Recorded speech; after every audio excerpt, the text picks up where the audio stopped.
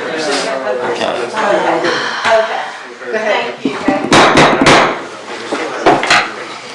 afternoon, everybody. Today is March the 19th, 2019. I'd like to call to order the meeting of the St. Augustine Port, Waterway, and Beach District. I'm Barry Benjamin. Let's all rise for the Pledge of Allegiance. I pledge allegiance to the flag of the United States of America and to the republic for which it stands, one nation, under God, indivisible, with liberty and justice for all.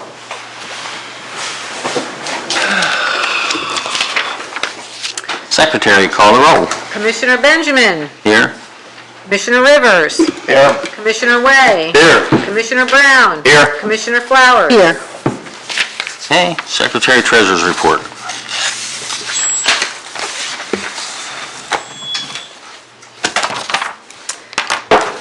For the city police law enforcement overtime, of the 8,000 committed, we've spent 1,120. For St. Johns County Sheriff's Office, of the 20,000, we spent 3,192.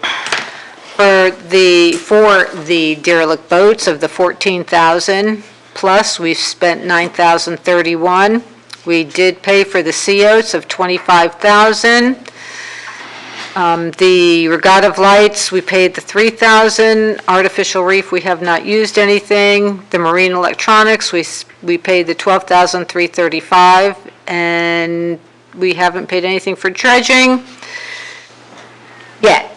In the Florida State Board of Administration A, we have $22,526. In the operating account, we have $386,055, and in the money market account, we have $1,828,827. The Summer Haven account balance, when I did this the other day, I think I did this on Sunday, we had $298,407 left of the amount of money that we received, which was $339,000. However, today I wrote another check to Turnbull for $190,000+, so the balance in Summer Haven right now is $101,360. The taxes budgeted, we budgeted $526,341. We've received $456,195. The balance of expected income is $70,146, although I think we received, if I can remember correctly, $20,000 today. So we have about $50,000 more coming in, and that'll be it till November, December of this coming year. Okay. Any questions with regard to the figures? Okay. Moving right along. Approval of the minutes for the regular meeting held on February 19th, 2019. I move for approval of the minutes. Okay. Seconded. All in favor? Aye. Okay. Done. Okay. Engineering report. The salt run channel marker number 6 has finally been replaced. Summer Haven, a few weeks ago, with nor'easter and high monthly tides, another breach occurred down in that Hurricane Matthew breach area.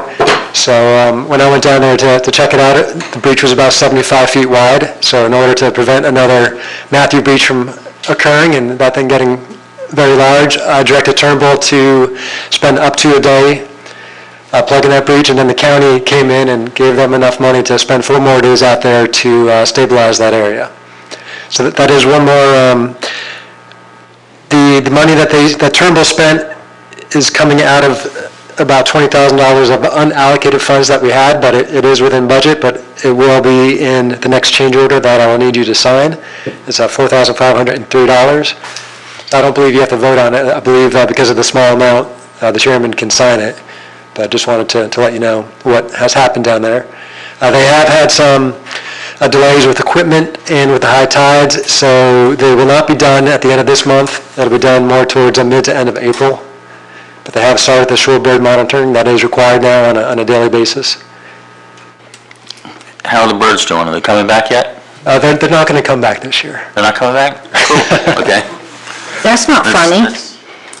You have that under control. No, as long as we keep driving on a day-to-day basis out there, the birds will not nest. That they need no construction activity to occur for a couple days in a row in order for them to nest. Okay. So as long as we keep some equipment out there moving around, they will not nest within our work area. They will likely nest further down south in the Hurricane Matthew breach area where not much is going on, and that's where most of them nested last year and in years past. So our goal is to just keep them out of our work area so we can finish the project. So is the project going to be done on time by the end of March? No, it's looking like the end of April now. The last month it was on time and now it's not. Well, they spent 1 week working on that new breach. Where is that exactly? I mean, is that a breach of the island from the ocean into the Yes. river Yes. It's at the inlet? Towards the south end of the Summerhaven River. Do you know where those 5 isolated houses are that you can't, there's no road going to them? Right. Just south of those 5 houses is where the Matthew breach was, and that's where this new breach opened up again. The exact same location as the Matthew breach. So it's a weak spot now. So they just put some sand back in it so that ocean's not coming in and out there? Right, the sand was overwashing the island and just filling in the river, so DEP allowed us to just take an excavator and dig that sand out and put it back on the beach and build the beach back up so that it wouldn't overtop and all that sand wouldn't go back into the river. So we spent 1 day out of our budget doing it, and then the county paid for 4 more days to do that. Okay. Was there anything else you had to say with regard to Summerhaven? I heard there was like a dredge problem. Is that taken care of? The dredge itself was broken? The latest problem was that the pipeline was plugged. A piece of debris got stuck in there. Okay. So they have taken the pipeline out, and they are apart, and they are working on that. So the dredge is not working right now, right? That's correct. That's my understanding. So this is the second time that the Turnbull dredge has broken down on this one project? They still have all the land-based equipment working, and they've been able to do more land-based dredging than they anticipated. So they are still making good progress. It's just Is that like with the crane on land with the bucket? That's correct. Okay. Is the dredge that pipeline that's plugged, is that a cutter head dredge or is that just a plain old suction dredge? It's a cutter head, what's called a cutter head suction dredge. Okay. So the problem that they've been running into is there's so much debris out there still. They're sucking up this debris, just broken decking, broken, pieces of houses, and it gets in that pipeline, gets pumped to the beach, gets, stuck here and there. So, that's not something that was anticipated on this project, not something you'd normally run into. And when you have a small dredge like that, it doesn't take too much to clog things up and cause mechanical issues. Hurricane debris from the houses and whatnot? Right. Okay. How much more is it going to cost us to keep dredging for another month? Still the same budget. It's just taking longer than anticipated. Okay. And then if there's a problem with the birds, who takes care of that?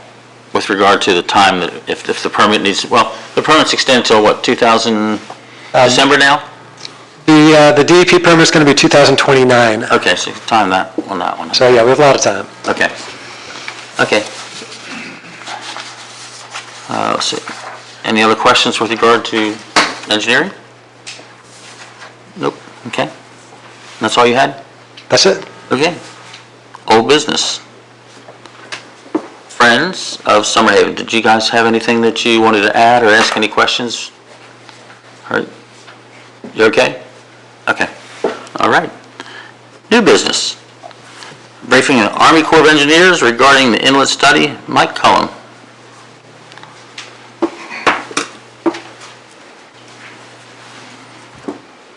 Good afternoon, Commissioners. My name's Mike Cullum. I'm the Public Works Director with the City of St. Augustine, and I'm here to talk about a potential federal project for the, it was piggybacked on a 1962. We basically requested a Back Bay study, a feasibility study to evaluate options for different levels of flooding, nuisance flooding, and then also tropical storm and hurricane-related flooding in the aftermath of Matthew and Irma.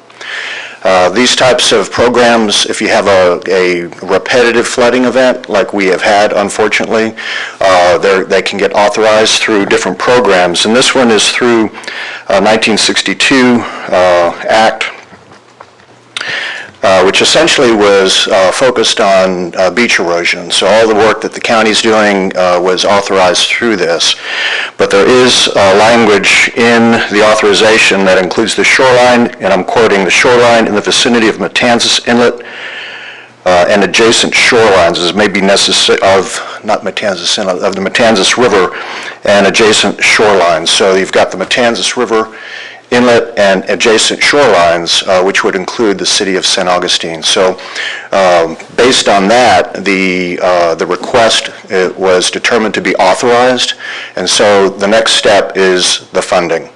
And so we have requested through the Corps of Engineers matched funding. There's a program of authorization each year where you can receive up to 50% match funding, and they estimate that this project, this feasibility study, is going to be a 3-year, $3 million study. So the city's responsibility would be $1.5 million. Because of our relatively limited budget, there was also in 2018 a resolution, federal resolution that authorized the Assistant Secretary of the Army, ASA James, to authorize 100% federal participation in the feasibility study, and we have requested that. Congressman Rutherford has sent a sponsor letter requesting that, and we're waiting feedback from that. We just found out recently that this year's budget, we didn't make the 50-50, and we have subsequently requested to put it in next year's budget for the 50-50. Of course, we'd prefer full federal funding, but that little bucket of dollars is a much more competitive bucket of dollars. So what is the study? It's basically evaluating different options, everything that you would ever consider. Living shorelines to protect, for example, Davis Shores from nuisance flooding, up to a wall around various components, perhaps the downtown area, up to a gate in the inlet that would be operated by the city after the Corps of Engineers constructed it. So the way it works is they take a very sophisticated, the reason it's $3 million is they do a hydrodynamic model, which is a gridded model that evaluates the entire water system and then has vertical layers, and then also goes up onto the topography of the land. And so they take that model and then they calibrate that model to previous storms, such as Matthew and Irma, and they determine that the model is calibrated, actually represents what actually happened during those storms. And then they take various different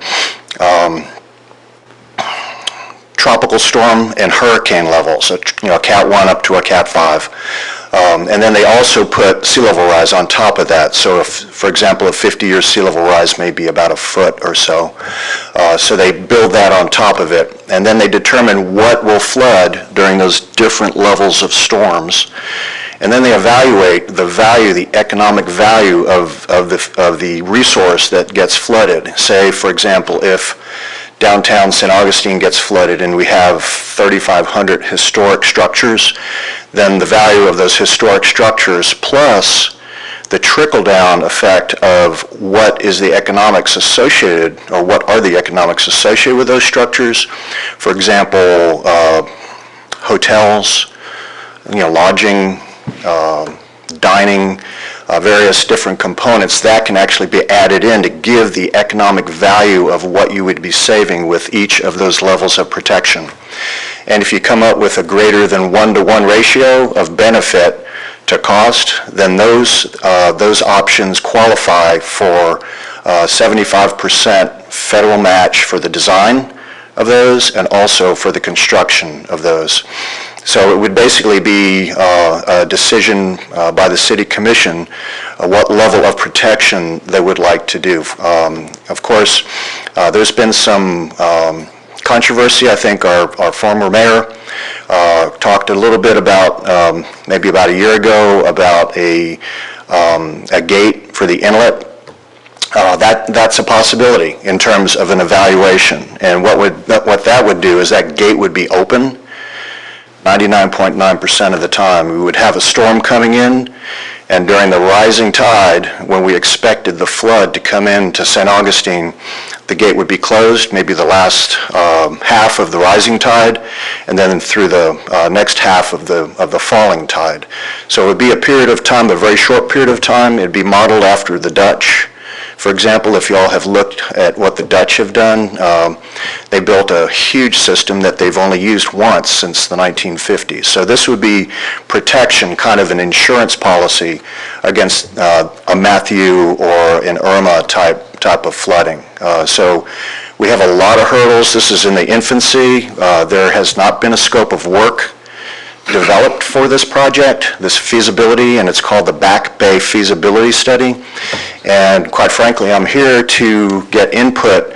Now that I've done a lot of the talking or all the talking, I'm here to get input from the commission in terms of your ideas and what you would like to see in this, because we expect to come back to you with a partnership approach request. I'm not sure that that's in our scope, in our charter.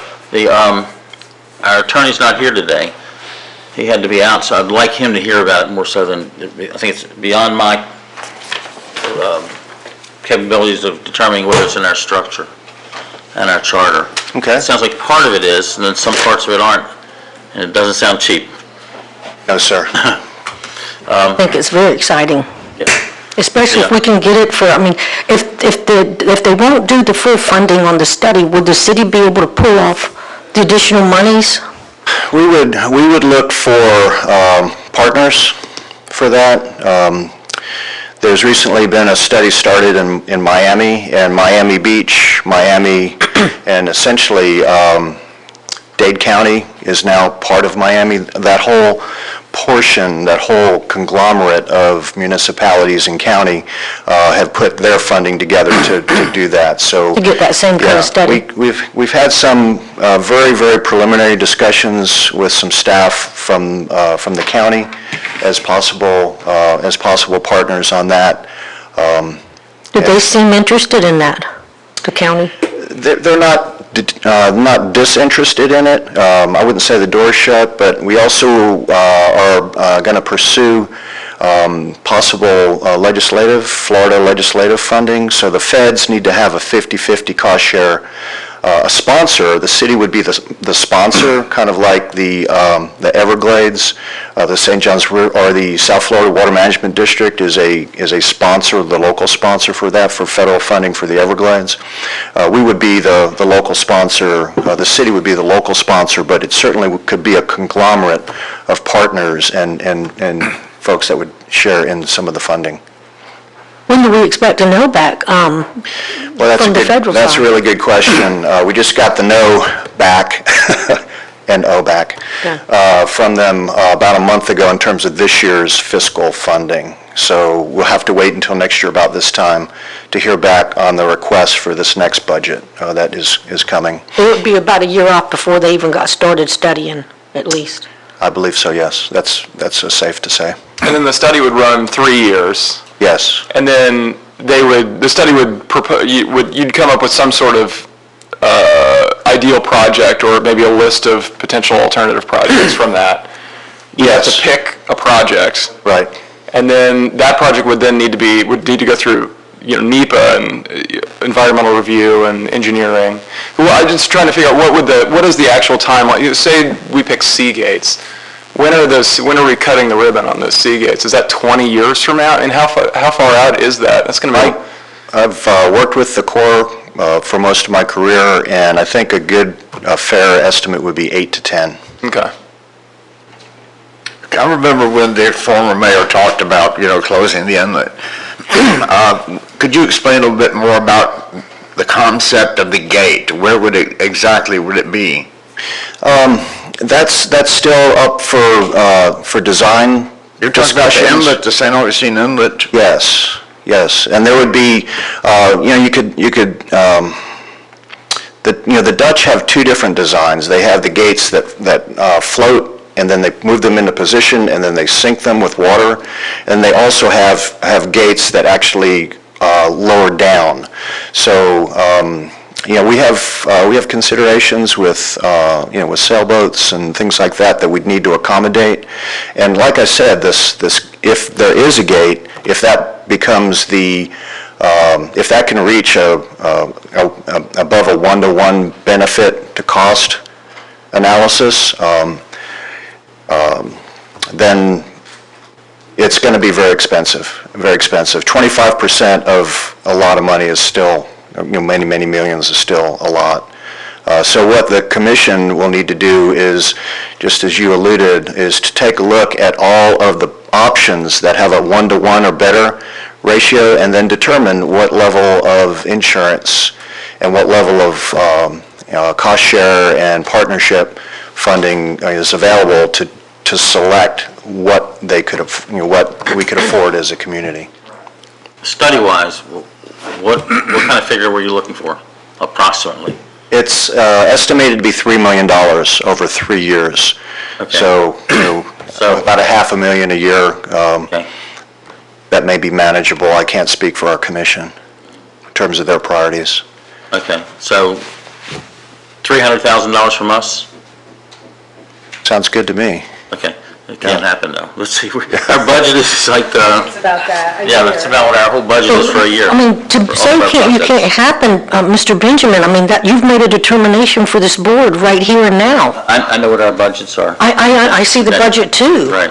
And you guys, there are a lot of things going on, especially over that period of time, but you have made a determination for this board without so much as a vote. I don't think I made the determination, but just, Mike, are you familiar with those gates in the Netherlands? Yes, yes, I am. Is that the gate that swings? I think I saw it on YouTube, or I saw a video of it somewhere.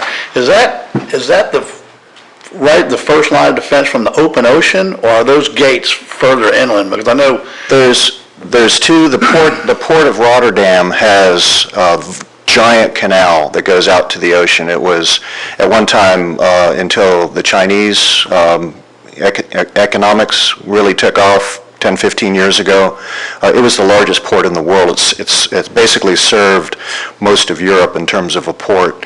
And so that has an opening to the ocean, and then also half of the Netherlands is below sea level. Yeah, no. So they had a huge storm in the 50s and decided to build the gates, the drop-down gates.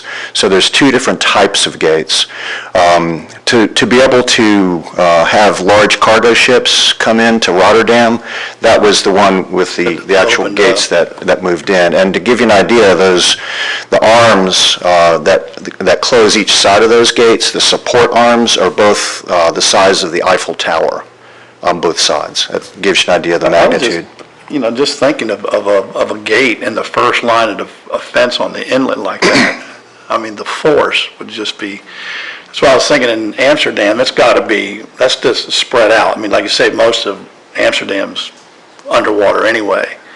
So I'm just closing my eyes, envisioning some gate holding back the Atlantic Ocean from coming into the bay, and I have a hard time getting my head around that. I'm no engineer, but Yeah. Well, this one was built. It has survived one major storm out of the North Sea, and the North Sea has. I think it has a lot of similarities to what the hurricanes can produce. Anything is doable from an engineering standpoint. It's just the cost that is kind of hard to swallow. Well, I'm concerned how the gate would affect adjacent property, because I live, on Volano Beach. Mm-hmm. And I just can't even picture how that would work. And still, retain the natural beauty of the land. What about jetties? Would it? Jetties are a possibility. They'll look at everything. Jetties are a definite possibility. But the storm surge in the ocean that came in through the inlet that flooded us in Matthew and Irma, with the winds out of the northeast from the hurricanes, that's, I'm not sure how you would stop that with a jetty. But the Corps of Engineers, this is what they do. They've done this all over the U.S., Puerto Rico, all of the far-flung Philippines, all over the world, actually. So this is what they do. And it may come back that the gate may not meet the benefit to cost ratio. And so another drop back option may be some form of a wall, which I think would have significant, not receive total public support because of what you just said about residents wanting to be able to have the beauty and the view that they acquired the land. So this will go through a very intensive process of public participation in addition. So the commission will need to weigh all those decisions versus the cost of another hurricane. When would the study begin? As soon as we can get the funding. That's what's holding it up right now. So if we don't do the study, then all of these options, jetties or walls or gates, we don't really have any option to access that without the study being done first? Correct. We won't, okay. Yes, with the federal support, the federal cost share support of 50% for the feasibility study and then 75% for the actual design to address all the engineering aspects of the different options once the option is selected, and then 75% for the construction of whatever alternative. And it may be living shorelines that keep us from having nuisance flooding as sea level rises and continues to rise. We're going to have more nuisance flooding on roads and things like that. So this could address that also. Do you have a sense of how far away the city is from $500,000 a year for 3 years? What is the difference between what the city could pay and that cost? That's a good question. We've had one formal agendaed meeting with the commission, and we presented that $3 million 50% cost share number, and the commission voted unanimously to pursue requesting the project, the Back Bay study. So they're supportive of that, although in the presentation we alluded to working with other organizations and other partners to try to cost share that. So I don't have an answer to how much they're willing to actually pay at this point. Okay. Any other questions, anybody? Thanks, Mike. Thank you for your I time. would say come on back when our attorney's here, maybe next month, if that's something that you'd like to do. I'd be more willing to. I just want to hear what he has to say with regard to their charter and all. Mm-hmm, okay. You have to definitely abide by your charter. And this was just to let you know that we're early in the system, early in the process relatively, and if you have ideas or concepts, such as, kind of having some doubt that we could engineer something to keep the ocean out, we'd like to hear more of that. Thank you. Thank you. Thank you.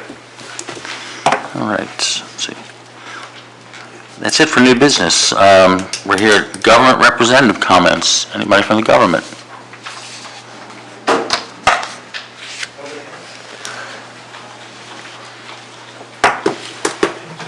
Josh Underwood, St. Johns County Sheriff's Office Marine Unit.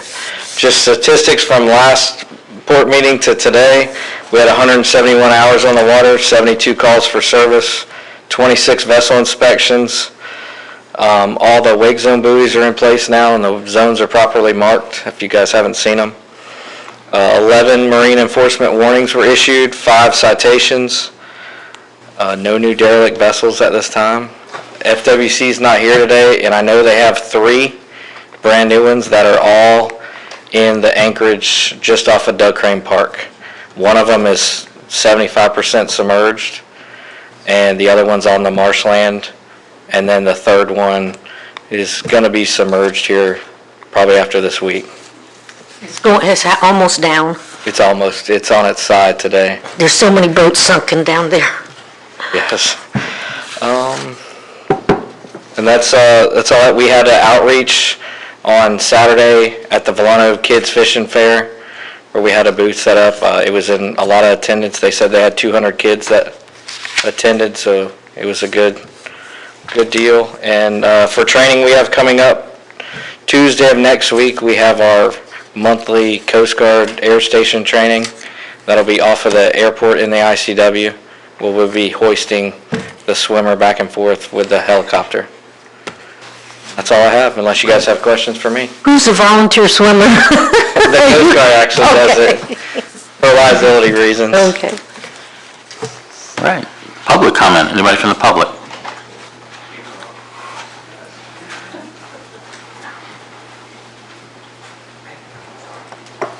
Hello, Commissioners. Carl Blow, 100 Santa Monica Avenue, St. Augustine.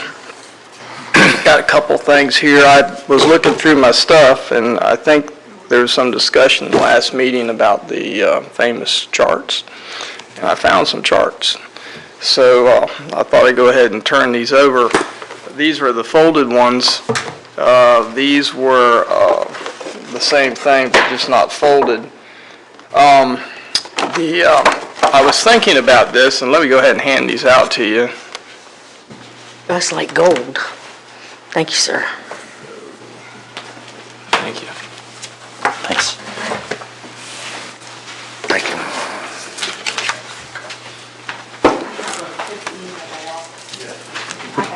This is the original, isn't it? Thank you.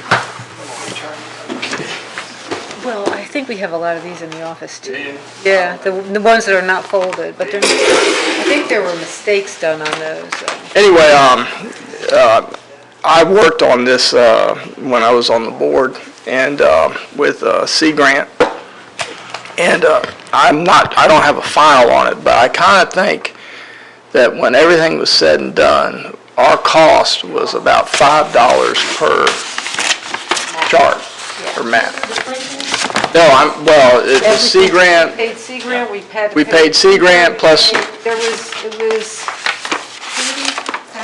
$30,000 Something like that. Just to My recollection, Yeah, maybe. and I know I had to go back and I look want to up. say $5 a map or $5 a chart was our cost. Does that ring a bell with you? No, I only know the big numbers. Yeah. I only know what the big, I don't remember how many we had. And of course, what we did with them was we distributed them through the community to the city marina, Comanche, all the River's Edge. marinas. And the idea was that they would go to boaters because one, they were so expensive, and two, the paper is a very good, high-quality paper that's sort of water resistant. What we didn't want to have happen was to have a bunch of tourists just grab them and look at them and throw them away. So I think they were pretty successful, but what occurred to me is that we did this, I don't know, 5+ More than that. more than that, years ago. It's 2007 on the back of this. Does it? 10 years ago. Yeah. 10 years ago, maybe. Yeah. So what occurred to me is, I know you guys are thinking about doing another one, but in that time frame, what I've noticed is people they don't have maps anymore. They don't have charts. They're looking at their phone. So maybe if you decide to pursue this, maybe instead of printing something out, you put it online and somehow tag it so that with St. Augustine Port, I think is the best search way to search the port district. So that perhaps put some signage at the marinas or something where people, instead of spending the money to print these things, is they go online and they look at their phone and look at it, which I would imagine would be, as time goes on, would be a lot easier to update. Well, I think they like the maps, but they weren't for navigation at all. No, they've never been for navigation. Well, It at was least- primarily for marketing, to show Yeah. people places they could go in the area by boat, restaurants and More so like an forth. advertising for. Right, Yeah. the city marina has a huge one, so when you're in the lounge, somebody could say, oh, you want to go to Publix in Verano, and could show you the local channel, up against the fort. Really important, how to get over to Cat's Paw, because they allow dinghy dockage to go Yeah. shopping, all kinds of places. So if there's at least the one big one, then the phone, but these things were like gold. Yeah, well, they were really very were. popular, Where and can of I go course, out to on the eat, the whole backside, bit. the history write-up was Yeah. pretty interesting, too. So, anyway, I found those, and I knew you guys were short, and so I brought them. But that was my idea, that maybe instead of just printing them again, that you proceed with an electronic version and put it on your website. That might be. You can just put it on the App Store, just download the app. Yeah, exactly. Make an app out of it. That's probably the best way to do it. It is. So, I think that's a great idea, and I think we ought to pursue that. And all the people, the restaurants, Westburn, all these other Yeah. people can throw in some money and get it out there. and if it's electronic, as things change over time, it's a lot easier to change it without having, Right. Start all outdated over, yeah. versions. So, anyway, that's what I brought to you today. And the other thing is just a report on, as you know, this is grant season for fine, and the deadline for submitting grants is March the 28th, I think, is a Friday. And where we are is I've been working with the county and the city, and of course you guys are involved with the city with the match for dredging Salt Run. The county's, looks like it's shaping up that the county's coming in with a couple of grants. Most of them are outside your district.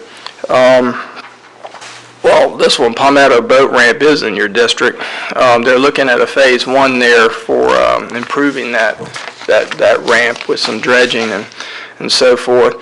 Which ramp, I'm sorry? This is Palmetto Boat Ramp, which would be south of here. Okay. In the Crescent Beach area. Then they're also planning to do some work, I think, at Doug Crane and Trout Creek, but that doesn't involve a fine grant. But the other one is actually a property purchase. Fine will help local governments purchase waterfront or property that improves a boat ramp. And they have a boat ramp over here on the St. Johns River where they bought some property for additional parking, and we're going to help them out with that. The big one that's coming in from looks like it's coming in from the county is improvements at the Volano Beach boat ramp as far as the parking area. They're going to, I think, look at that in a way to improve the layout so that you can actually accommodate more vehicles there because it's such a high demand facility. Is that somewhere at the end of Boating Club Road? Well, How about the big oh, one? you talking about Palmetto now? Or, no, I'm talking about Volano, the Volano ramp. Well, yeah. Boating Club Road has a boat ramp at the... Oh, yeah, well, I'm not aware of anything scheduled for that one. Okay. Hadn't come up with me, at least. But anyway, that's what's going on with the grants. And when you add up everything, we haven't maxed out our potential allocation. When you add this all up, it's about $473,750, and theoretically we could, if we were scored appropriately, get as much as $600,000. But I will tell you this, and not to rain on the city's parade, but and I may have mentioned this before, but after Hurricane Irma, there was a legislation that allocated funding to help repair damage by the hurricanes. And in our little world, Fine received $6.2 million in that legislation for addressing shoaling in the intercoastal waterway in several locations. Two of them were here in St. Johns County, one being the intersection with the Inlet, and then down here, our favorite spot near the Matanzas Inlet, and then the other projects, there was one in Palm Beach, one in Martin County, and one in Broward County. We got word of getting that funding last year, and we moved forward with those projects. And then in January, they clawed the money back, took it back. In fact, in total, and you look in the Jackson district, they clawed back $40 million, just out of the blue. So, I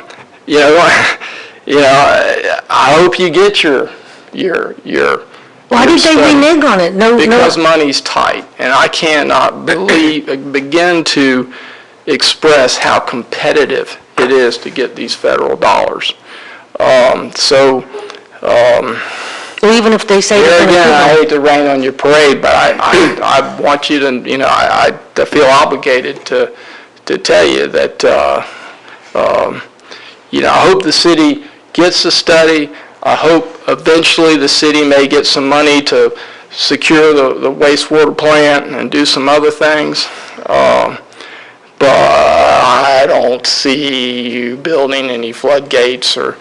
So even if they give you the money, you don't know you got it until it's in your hand. Well, you do the study, and then that's step one, and then the next step is to secure the funding for the improvements, which can take. And here again, it's very competitive, and obviously, Miami-Dade and Miami Beach and the city of Miami are very concerned about sea level rise. They have done a lot to address it. They need to, because they've already seen that the sea level rise issues affecting real estate values down there. They're actually seeing that in the market. But you got to remember, you're talking about an area that has a tremendous economic value. When you compare that with, St. Augustine, St. Johns County, I mean, we're not a deep water port. We don't have the kind of economic activity that some of these other areas have. So anyway, like I said, I guess I got a cold, so maybe that's why I'm kind of a negative Nancy today. But it's tough out there, it really is. What FINE's going to do is we're going to go forward of those 6 projects that got the money pulled. We're going to go ahead and do the Matanzas project down here because of it's shoaled up so bad that it's an immediate safety issue. Where was that at now? This is that stretch of the waterway that's sort of just west of the Matanzas Inlet down here. And so we're going to go ahead and do that project with FINE money. In other words, we've committed $2.5 million Like for where that restaurant and all was, just inside the inlet? Well, no, we're in the waterway. Oh, okay, in the We're inlet. strictly in the waterway. Okay. So we're going to go ahead and do that project and put that sand on the beach. I guess, I think, will it help out where that breach is? Absolutely. I think it will, won't it? Yes. Yeah. So this summer, we'll be putting that material, and I think it's it's initially 150,000 cubic yards, and so it will go in that area that we're having the problem with. So What about that breach that this fellow was talking about that keeps coming back? that's what I'm talking about. It's going to go over to that We're going spot? to put it in that area. No way we can, it sounds stupid, I'm sure, but put a bunch of rocks or anything to keep it from happening over and over and over again? Or the only thing we can do is just put the sand back? Well, I'll defer that to your engineer. It's in the United States Army Corps of Engineers and all the That Matthew associated Breach. agencies that are involved in those decisions. Beach nourishment is the easy thing to do, the one that you can get a permit for. It would be very difficult to get a permit for putting rocks out there, and also very expensive to construct. But the only other thing that's going on, like as we speak, which is kind of interesting, is the county commission is currently debating whether they're going to raise the bed tax 1% or reallocate the existing bed tax in order to come up with enough money to match the Army Corps of Engineers project for Bolano out here. And my understanding, they're going to vote on that, like if they I thought haven't it was already. today, yeah. It is today. Yeah. So what happened was the county staff came up with an alternative. If in other words, if they didn't raise the bed tax, they could pull the deal off by reallocating the existing bed tax. Now that was not popular with the tourist industry at all. So I was kind of watching it before I came over here, and it's interesting. But at any rate, they're going to make a decision one way or another. Either, I guess, to do nothing, to raise the bed tax, and/or reallocate the existing bed tax. Even if they raised it to the 5%, we're still amongst the lowest in the country. Yes, that's correct. That's still very, We're very in the low. state, yeah, we're still pretty low. But anyway, thank you for your time, and I appreciate it. Thank you, Carl. Thanks for the map. All right. Comments by commissioners. Mr. Way? No, I don't have any. Mr. Rivers? I just want everybody to always remember that we are in 2 congressional districts.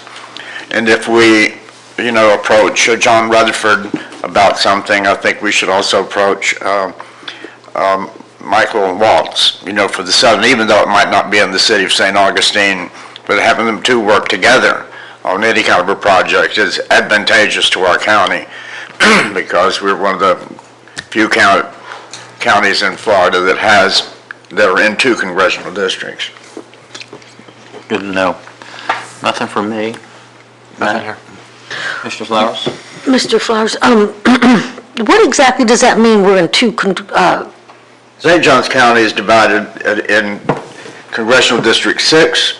okay, it splits the county? Michael Waltz. Okay, Southern part of the county. I got you. And then Congressional District 4 is John Rutherford, which Is is for the northern majority of the county, really. But having 2 congressional congressmen, to be able to labor for yeah. one or... So Mr. Rutherford is helping us already, so we could call in another guy Right. to possibly help us on that.